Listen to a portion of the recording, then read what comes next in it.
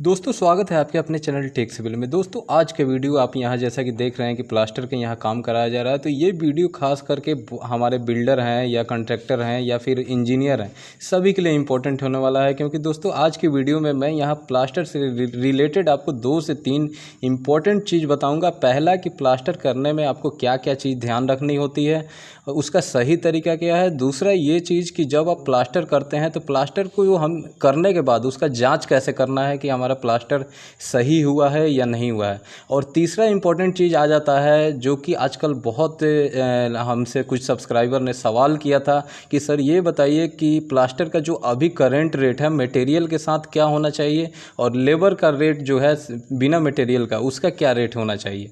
तो मैं ये तीनों चीज़ आपको वीडियो में डिटेल में बताने वाला हूँ, वीडियो एंड तक देखिएगा। सबसे पहले दोस्तों देखिए, आपको घर में प्लास्टर कराना है तो जैसा कि आप यहाँ देख रहे हैं कि सबसे पहले जब हमारा ब्रिक वर्क यानी चुनाई का काम खत्म हो जाता है तो कम से कम आपको हफ्ता दिन या 10 दिन उस पर अच्छे से तराई करनी है। पानी इतनी मारनी है कि जब आप दीवार पे तर करते हैं तो पानी आपके हाथ में आ जाना चाहिए, मतलब दीवार आपका प्रॉपर उसमें मॉइस्चर कंटेंट होना चाहिए, नमी होना चाहिए। तब उसके बाद आप जब उस पर घोल मारते हैं सीमेंट का, प्लास्टर चढ़ाते हैं तो प्लास्टर आपका काफ़ी अच्छा बॉन्डिंग बनाता है दीवार में और बहुत मजबूती से वहाँ पकड़ता है। तो प्लास्टर आपकी काफ़ी मजबूत होती है। दूसरी चीज़ आपको ये इंपॉर्टेंट चीज़ करनी होती है कि जो आप सैंड यानी जो बालू आप यूज कर रहे हैं तो कभी भी आपको रिवर सैंड यूज करना है। बहुत सारे साइटों पर देखा जाता है कि लोग वहाँ पर जो ये जमुना सैंड होता है या रेता जिसको हम बोलते हैं वो यूज कर लेते हैं, लेकिन आप जो पीली वाली यहाँ पर रेत ये रिवर सैंड देखना है, इसको हम मोरम भी बहुत जगह बोलते हैं। तो ये चीज़ आपको यूज करना है और जो मसाला बनाना है वो आपका 1:4 का होना चाहिए। यानी 1 तगाड़ी आप अगर सीमेंट लेते हैं तो 4 तगाड़ी आप मोरम लेंगे। तो ये चीज़ आपको ध्यान रखना है। तो ये हो गई अंदर की बात कि हम जब घर के अंदर की दीवार प्लास्टर कराते हैं तो उसमें हमें क्या रेशियो रखना है। ठीक है, अब अगर आप और एक और चीज़ दोस्तों, घर के अंदर का जो आप दीवार प्लास्टर कराते हैं तो आप उसकी जो मोटाई रखेंगे वो आपको 12 mm या ज़्यादा से ज़्यादा 15 mm रखनी है, उससे ज़्यादा नहीं रखनी है। और जब आप घर के बाहर का यानी आउटर वॉल पे आप जब प्लास्टर कराते हैं तो आपको जो है उसकी मोटाई आप चाहे तो उसको 2 पार्ट में कर सकते हैं, एक पहला 12 mm का, दूसरा 8 mm का।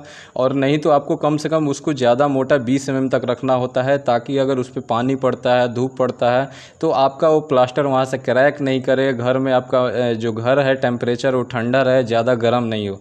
तो ये और आपका बारिश से भी वो बचाए रखता है। तो ये चीज़ आपको ध्यान रखनी होती है। बाहर के प्लास्टर के लिए आप जो रेशियो इस्तेमाल करेंगे वो आप वहाँ पे 1:3 या 1:4 का रेशियो इस्तेमाल कर सकते हैं।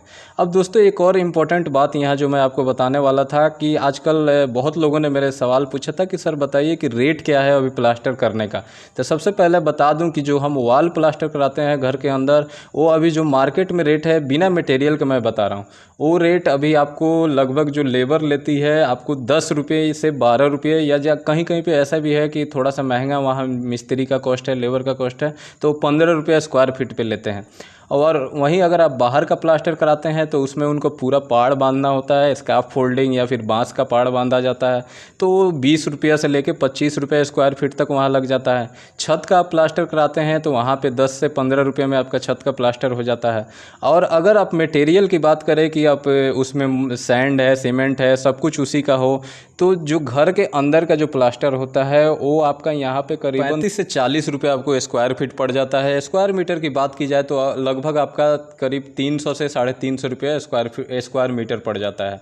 तो 35 से 40 रुपये स्क्वायर फीट में आपका हो जाता है मटेरियल के साथ। वहीं आउटर का अगर आप प्लास्टर कराते हैं तो उसमें आपका लगभग 40 से 45 रुपया स्क्वायर फीट में पड़ जाता है। अब दोस्तों बात एक और आ जाती है, इंपॉर्टेंट चीज़ ये है कि प्लास्टर तो सब करते हैं, सभी कराते हैं, लेकिन प्लास्टर हमें चेक कैसे करना है कि आपके घर का अंदर जो प्लास्टर हो रहा है वो सही हो रहा है या फिर जो ठेकेदार या मिस्त्री हैं, अगर आप जब तक खड़े रहते हैं काम सही होता है, उसके बाद वो जैसे तैसे आपका काम पूरा करके दे देते हैं। तो उसके लिए दोस्तों आप देखिए यहाँ पे 2-3 चीज़ें आपको मैं दिखा रहा हूँ। सबसे पहले जब आप प्लास्टर होती है तो आप वहाँ पे जो मसाला बनता है वो चीज़ आपको ध्यान देना है कि मसाला का जो रेशियो है वो सही होना चाहिए।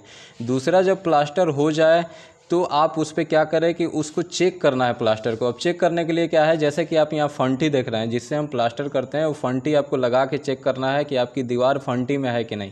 जैसा आप यहाँ आप देख रहे हैं कि ऊपर यहाँ पे दीवार बिल्कुल प्लेन है, नीचे प्लेन है, बीच में फंटी में गैप आपको दिख रहा है। तो ये क्या है, बीच में दीवार में वहाँ पे थोड़ा सा एंडुलेशन है, तो ये फिर प्लास्टर हमारा सही नहीं है। फिर यहाँ पे जैसा आप देख रहे हैं कि यहाँ मैं आपको सूत दिखा रहा हूँ, यानी जिसको हम बहुत जगह धागा भी बोलते हैं। तो दो जगह आप जब सूत पकड़ेंगे लंबी दूरी पे तो आप देखेंगे कि एक साइड इस एंड में उस एंड में बराबर है, लेकिन बीच में आप देख रहे हैं कि वहाँ पे गहराई ज़्यादा है।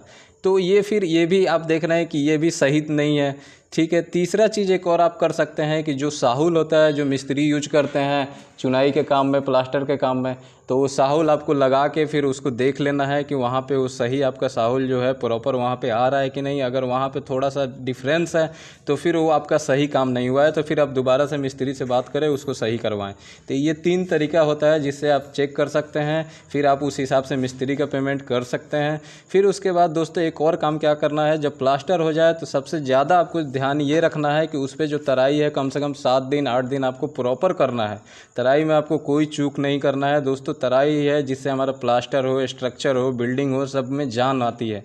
यहाँ पे जो सीमेंट में हाइड्रेशन होता है वो हाइड्रेशन ख़त्म होता है, उसमें हीट निकलती है। तो अगर आप 1 दिन 2 दिन तराई मार के छोड़ देंगे तो आपका प्लास्टर फट जाएगा, जैसा कि आप देखते हैं कि उसमें बाद में क्रैक आने लगता है। तो दोस्तों मैं उम्मीद करता हूँ कि वीडियो में जो भी बातें बताई गई है आपको समझ में आ गई होगी। वीडियो अच्छा लगा हो तो इसे लाइक कीजिए, शेयर कीजिए और साथ ही चैनल को सब्सक्राइब कर दीजिए, ताकि ऐसे ही नए नए इन्फॉर्मेटिव वीडियो आपको मिलती रहे।